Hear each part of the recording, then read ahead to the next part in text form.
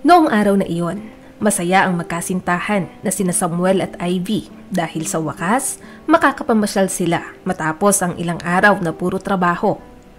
Noong huminto sila sa isang gasolinahan upang magpa-refuel ay napansin nila ang batang babae na namamalimos sa gilid ng kalsada. Sa itsura nito ay talagang nakakaawa. Napagpasyahan ni Samuel na lapitan ang batang pulubi. "Bata, okay ka lang ba? Bakit namamalimos ka rito sa halip na mag-aral?" "Ako po si Alice. Mas gusto ko mamalimos rito kaysa umuwi ng bahay. Yung nanay ko laging lasing at walang pakialam sa akin. Kailangan ko mamalimos para makakain ako kahit isang beses lang sa maghapon." Naluluhang wika ng bata. Ilang sandali pa ay lumapit na rin si Ivy. "Samuel, mukhang kailangan niya ng tulong. Ano kaya ang pwede nating gawin para sa kanya?" "Tama ka, Ivy. May magagawa tayo para sa kanya." "Alice, dyan ka muna. Bibili lang ako ng pagkain." "Salamat po. Napakabuti nyo." Wika naman ng batang babae. Dali-daling tinungo ni Samuel ang tindahan sa gasolinahan upang bumili ng pagkain. Bukod doon ay dinukot niya rin ang natitirang pera sa bulsa upang ibigay kay Alice. "Alice, anong balak mong gawin sa perang ibibigay ko sa'yo?" "Itatago ko po itong pera para hindi makita ng nanay ko. Ipambibili ko ito ng pagkain kapag nagugutom ako. Kapag nalaman ng nanay ko na may pera ako ay siguradong kukunin niya upang ibili ng alak." Lalong nakaramdam ng awa si Samuel kay Alice. Ilang sandali pa ay bumalik siya sa kotse upang kunin ang isang singsing na mula pa sa kanyang lola. May sentimental value iyon sa kanya. "Samuel, sigurado ka ba sa gagawin mo? Ibibigay mo ang singsing kay Alice?" Nagtatakang tanong ni Ivy. "Di ba, sabi ng lolo mo ay dapat mo lang yan gamitin kung kinakailangan?" "Tama ka, Ivy. Sa tingin ko ay ngayon ang panahon na yun. Kailangan ito ni Alice. Ang singsing na ito ay sumisimbolo ng pag-asa. Pag-asa na maaaring tumulong sa kanya upang harapin ang mga pagsubok sa buhay." Hindi makapaniwala si Alice na bibigyan siya ng singsing ng taong hindi niya naman kaano-ano. "Salamat po. Iingatan ko itong mabuti." Nakangiting wika ng bata. Umaasa ang magkasintahan na sana ay makatulong iyon sa batang babae. Matapos noon ay umalis na sila upang ituloy ang kanilang date. Kinahapunan, bumalik sila sa parehong gasolinahan, dala ang ilang laruan at pagkain. Pero wala na roon si Alice. Wala ring nakakaalam kung saan siya nagpunta. Muling naalala ni Samuel ang singsing at kung bakit napaka-espesyal nito sa kanya. Iyon ay dating pag-aari ng kanyang lola na pumanaw, ilang taon pa lamang ang nakakaraan. Matapos noon ay nalaman naman ng kanyang lolo Sebastian na mayroon pala siyang cancer at ayon sa doktor ay nasa advanced stage na ito. Mula noon, si Samuel ang nag-alaga sa kanyang lolo bilang pagtanaw ng utang na loob sa lahat ng sakripisyo nito para sa kanya. Sa awa naman ng Diyos ay nakarecover si Lolo Sebastian matapos ang operasyon at mahigit 3 taon na gamutan. Ngayon ay nakakapamuhay na ito ng normal katulad ng dati. Isang hapon, habang masinsinang nag-uusap ang maglolo, ay naitanong ni Samuel ang isang bagay na matagal nang bumabagabag sa kanya. "Lolo, matanong ko lang po, anong nararamdaman nyo ngayong hindi man lang kayo makumusta o mabisita ng inyong mga anak?" Napabuntong hininga muna ang matanda bago sumagot. "Siyempre, nalulungkot ako, pero ganun talagang buhay. May 3 nga akong anak pero iba-iba naman ang landas na tinahak nila. Dahilan para mapalayo sila sa akin. Yung panganay, si Josephine, sa ibang bayan nakatira. Mula noong makapangasawa ng truck driver ay palagi nang problemado sa pera. Madalas tatawag yon para maghimutok. Napakahirap daw pala maging pamilyado. Yung pangalawa naman si Ezekiel, nalulung na sa sugal. Pupunta lang yun dito kapag hihiram ng pera. Masakit isipin na maaalala lamang nila ako kapag mayroon silang kailangan. At yung bunso naman, si Jasper, walang permanenteng tirahan. Siya naman yung tipo na walang pakialam sa mundo. Kapag nagkapera, ubus-ubos biyaya. Akala mong one day millionaire. Kung gumastos, parang wala nang bukas. Hindi ko alam kung kanino nagmana ang mga anak ko o kung saan ba kami nagkulang ng pagpapalaki sa kanila. Nakikinig lamang si Samuel sa kwento ng kanyang lolo. Hindi niya lubos maisip na ganoon ang buhay ng kanyang mga tiyuhin. Lolo, kahit ako hindi ko rin maintindihan kung bakit ganoon ang pinili nilang buhay. Bakit wala silang namana sa tulad ninyo? Napakabait at walang bisyo. Apo, lahat naman tayo ay may kanya-kanyang desisyon sa buhay. Ginagawa natin yung sa tingin natin ay tama at makakapagpasaya sa atin. At madalas, yung mga mahal natin sa buhay ay mas pinipiling lumayo. Siguro yung nanay mo may ibang landas ding tatahakin kung nagkataon. Siya ang pinakabunso. Mas bata pa siya kaysa kay Jasper. Pero siya itong unang nawala dahil sa aksidente. Pero sa kabila noon ay natutuwa ako dahil iniwan niya ang pinakamagandang regalo. At ikaw yon, Samuel. Kahit wala ang aking mga anak, basta nandito ka sa tabi ko ay masaya na ako. Natutuwa ako dahil lumaki ka ng maayos. Lolo, lagi lang po akong nandito para sa inyo. Sa mga ganoong pagkakataon ay lalo pang tumitibay ang relasyon ng maglolo. At noong araw na iyon, ibinigay ni Sebastian ang singsing kay Samuel upang ingatan at gamitin niya kung kinakailangan, lalo na kung magigipit ito sa pera. Ang singsing na siya namang ibinigay niya kay Alice sa pag-asang makakatulong ito sa batang pulubi. Mabilis na lumipas ang 12 taon at sa kasamaang palad ay pumanaw na si Lolo Sebastian. Maraming tao ang pumunta sa burol upang makiramay. Subalit ang kanyang 3 anak ay hindi man lang nagpakita. Si Samuel at Ivy ay nagkahiwalay na rin. Si Ivy ay nagpakasal sa iba at mayroon ng anak. Si Samuel at ang ilang malapit na kaibigan ang natira sa sementeryo upang magpaalam sa yumaong si Lolo Sebastian. Si Daniela, na parang tunay na apo ni Lolo Sebastian at Lola Rosa ay naroon din. Ang mag-asawa ang tumulong kay Daniela noon upang mailayo sa mga pabayan nitong magulang. Maraming beses nilang pinatuloy si Daniela sa kanilang tahanan, kaya naman ganoon na lamang ang pakikiramay niya sa namayapang si Lolo Sebastian. Tumulong si Daniela sa pag-aayos sa burol at libing at siya rin ang karamay ni Samuel noong mga sandaling iyon. Habang nasa sementeryo ay nagkatinginan ang dalawa. Kilala mo ba yung babaeng yun? Mahinang tanong ni Samuel. Hindi ko siya kilala. Ngayon ko nga lang siya nakita. Wika naman ni Daniela. Sabay nilang inobserbahan ang misteryosong babae na umiiyak sa isang sulok.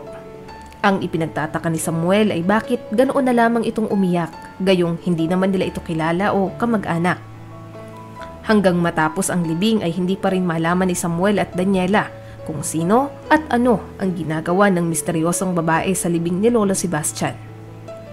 Makaraan ng ilang araw, habang inaayos ni Samuel ang mga naiwang dokumento sa bahay ni Lolo Sebastian ay nagulat siya nang dumating ang kanyang mga tiyuhin at tiyahin. Dire-diretsong pumasok sa loob ng bahay ang mga ito nang walang pahintulot at sa mukha ni Josephine, Ezekiel at Jasper ay sila pa itong galit. Samuel, mag-usap nga tayo. Wika ni Josephine na nakataas pa ang kilay. Alam mo naman sigurong bilang mga anak ni Papa ay may karapatan kami sa bahay na ito. At ikaw, kailangan mo nang umalis ngayong nandito na kami. Sumagot naman si Samuel na may halong pagkainis. Bakit ganyan kayo kung makapagsalita? Ako ang nag-alaga kay Lolo sa matagal na panahon. Buong buhay ko ay kami nang magkasama.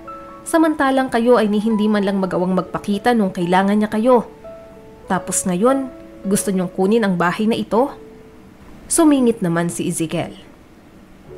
Alam mo Samuel, hindi na mahalaga kung anong ginawa mo noon kay Papa. Kami ang anak niya at siguradong kami ang papanigan ng batas. Bibigyan ka namin ng 3 araw para makapag-impake ng mga gamit mo. Wala namang komento ang bunsong si Jasper pero tumango lamang ito sa desisyon ng mga kapatid. Dahil desperado na si Samuel ay humingi siya ng tulong sa abogado. Pero ayon na rito ay mabagal ang pag-usad ng kaso.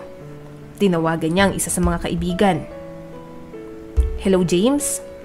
Yung tiyuhin at tiyahin ko ay pinapalayas ako sa bahay ng aking lolo. Ang bahay na ito ang tinitirahan namin noon pa man, pero ngayon ay binibigyan lamang ako ng 3 araw para mag-impake ng mga gamit. Ano bang dapat kong gawin?" "Samuel, alam kong nasa mahirap na sitwasyon ka ngayon pero sa kasamaang palad ay mabagal ang pag-usad ng kaso. Pero huwag kang mag-alala, susubukan kong tingnan kung may naiwan bang dokumento ang lolo mo. Tulad ng last will testament na magpapatunay na sa'yo talaga ipinamana. O kung may iba pang dokumento na makakatulong sa'yo para mabawi ang bahay. Yun nga lang, hindi ko matitiyak na sa loob ng 3 araw ay magagawa na natin yan ng paraan. Salamat James," wika ni Samuel bago magpaalam. Alam niya sa kanyang sarili na magiging mahirap ang laban na iyon, pero wala naman siyang choice kung di ang kumprontahin ang kanyang mga tiyuhin at upang maprotektahan din ang alaala ng kanyang lolo Sebastian. Makaraan ng 3 araw ay may kumatok sa pintuan ni Samuel. Isang police officer na nagngangalang Alice. May kasama pa itong 2 kapwa pulis upang tuluyan na siyang paalisin sa bahay na iyon. Pero nang mapagmasdan ni Samuel ang mukha ng babaeng pulis ay parang pamilyar ito sa kanya. Napako rin ang tingin niya sa kamay nito dahil sa singsing na suot ni Alice. "Mawalang galang na pero matanong ko lang, ikaw ba yung babae sa gas station? Yung batang tinulungan ko maraming taon nang nakakaraan?" Hindi agad nakasagot si Alice nang marinig ang sinabi ni Samuel. Tinitigan niya munang mabuti ang mukha nito bago ngumiti. "Oo Samuel, ako nga ang batang tinulungan mo noon. Noong araw na iyon ay nagbago ang buhay ko. Inampon ako ng mag-asawa na nagmamay-ari ng isang restaurant matapos nila akong makita sa gas station. Minahal nila ako na parang tunay na anak, sinuportahan at pinag-aral. Nag-aaral ako ngayon para maging abogado, tapos nagja-duty din ako bilang isang pulis." Hindi alam ni Samuel pero bigla na lamang napatulo ang kanyang luha dahil sa sobrang kasiyahan. Masaya siya dahil nalaman niya na ang batang tinulungan niya noon ay nasa maayos na kalagayan na ngayon.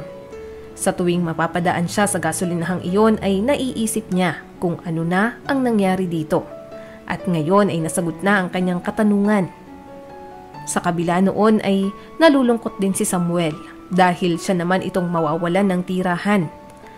Matapos marinig ni Alice ang buong kwento ay kinuha niya ang cellphone at idinayal ang ilang numero upang gumawa ng paraan. "Samuel, sa ngayon ay kailangan mong umalis muna sa bahay na ito. Pero pangako ko sa'yo, gagawin ko ang lahat ng aking makakaya upang matulungan ka tulad ng ginawa mo sa akin noon. Hindi ko hahayaang mag-take advantage ang mga tiyuhin at tiyahin mo." Tumango lamang si Samuel bago tuluyang lisanin ang bahay na iyon, dala ang kanyang mga gamit. Baon niya ang pag-asa na sa mga susunod na araw ay makukuha niya kung ano ang para sa kanya. Salamat sa tulong ni Alice dahil ito ang nagbigay sa kanya ng bagong pag-asa. Dahil wala namang ibang mapupuntahan, nakituloy muna siya sa bahay ni Daniela. "Daniela, salamat at pasensya na rin sa abala." "Ano ka ba naman Samuel? Hindi ka dapat humingi ng pasensya. Maliit na bagay lang ito kumpara sa mga naitulong mo sa akin noon. Alam kong mabuti kang tao, kaya siguradong ibibigay ng Diyos kung ano ang para sa'yo."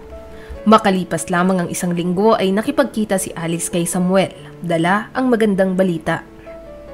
Kasama nito ang abogadong si James. Hawak nila ang mga dokumento na iniwan ni Lolo Sebastian. Bago pala mamatay si Lolo Sebastian ay alam niyang babalik ang kanyang mga anak upang kunin ang lahat ng ari-arian. Kaya naman, inilipat niya ang pangalan ng bahay at ilan pang mahalagang alahas sa pangalan ng babae na nagngangalang Juliet Velasquez. "Ngayon ko lang narinig ang pangalan na yan. Kaano-ano siya ni Lolo." Ilang sandali pa ay dumating ang isang matandang babae. Ang parehong babae na umiiyak sa sementeryo noong libing ni Lolo Sebastian. "Samuel, ako at ang Lolo Sebastian mo ay matagal nang magkaibigan. Ipinagkatiwala niya sa akin ang bahay at ilang ari-arian dahil alam niyang kapag sa'yo ipinangalan ang mga dokumento, siguradong ikaw ang pag-iinitan ng tiyuhin at tiyahin mo. Hindi nila ako kilala, kaya pwede kong sabihin na ako ang nakabili ng bahay sa Lolo Sebastian mo dahil ginamit niya ang pera sa pagpapagamot. Sa ganitong paraan, malaya kong maiilipat sa iyo ang titulo nang hindi nila nalalaman. Maraming salamat po. Maraming salamat din sa iyo, James at Alice. Sa wakas ay mababawi ko ng bahay ni Lolo. Alang-alang na lamang sa mga alaala niya. Noong araw ding iyon ay tinungo nila ang bahay ni Lolo Sebastian at doon ay naabutan nila ang magkakapatid na abala sa pag-iempake ng mga gamit ng yumao nilang tatay. Excited na rin silang ibenta iyon sa lalong madaling panahon. Wala kayong karapatan na ibenta itong bahay dahil unang-una ay wala kayong titulo. Si Mrs. Velasquez ang nagmamay-ari nito, wika ni James sabay abot ng mga papeles. Pero paanong nangyari yon? Kami ang anak niya at hindi kami makapapayag na mangyari ito, wika ni Josephine. Sa korte na lang tayo magharap-harap, sigaw naman ni Ezekiel. Pwede naman kayong umapila sa korte, pero nasisiguro ko na sa amin papanig ang batas. Kaya mas makabubuti pang umalis na kayo sa lalong madaling panahon, wika naman ni James. Napangiti na lamang si Samuel at Daniela dahil sa wakas ay umaayon na sa kanila ang tadhana. Ang magkakapatid na sina Josephine, Ezekiel at Jasper ay wala nang nagawa pa kung hindi ang umalis sa bahay na iyon. Sinubukan pa nilang umapila sa korte pero ayon rito, legal ang mga dokumentong hawak ni Mrs. Velasquez. Galit na galit si Josephine dahil naunsyami pa ang pagbebenta niya sa bahay. Pera na, naging bato pa. Naipagyabang niya na sa mga kapitbahay na milyonaryo siya kapag naibenta ang pamana umano ng kanyang tatay. Ganoon din si Ezekiel, nakapangutang na siya at naubos na rin sa sugal sa pag-aakalang maiibenta ang bahay na iyon. Matapos ang kaguluhan ay magkasamang umuwi si Samuel at Daniela. Dahil sa mga nangyari ay lalo pa silang napalapit sa isa't isa. Dahilan para mapagpasyahan nilang magpakasal. Naging simple lamang ang selebrasyon na siyang dinaluhan ng mga malalapit na kaibigan kasama na si Alice, James at Mrs. Velasquez. Natutunan ni Samuel na masarap palang harapin ang problema ng may kasama. Mahirap pero alam mong hindi ka nag-iisa. Nagpapasalamat rin siya sa tulong ni Alice. Hindi niya lubos akalain na ang ginawa niyang tulong noon ay babalik sa kanya sa oras ng pangangailangan. Ganoon rin si James, isang tunay na kaibigan, na kahit minsan lang sila mag-usap ay handa pa rin tumulong sa abot ng kanyang makakaya. At syempre, ang mapagkakatiwalaan na si Mrs. Velasquez. Kahit pumanaw na si Lolo Sebastian ay hindi nito kinamkam ang bahay. Kahit pa sa kanya nakapangalan ang mga dokumento ay mas pinili niyang ilipat kay Samuel alang-alang sa pinagsamahan nila ni Lolo Sebastian. Naniniwala si Samuel at Daniela na kung nasaan man si Lolo Sebastian at Lola Rosa, maging ang mga magulang ni Samuel ay siguradong masaya at payapa na ang mga ito. Maraming salamat sa patuloy na panonood sa aking munting channel. Kung nagustuhan mo ang videong ito ay huwag mong kalimutang mag-like and subscribe at pakipindot mo na rin ang notification bell para updated ka sa mga susunod nating video.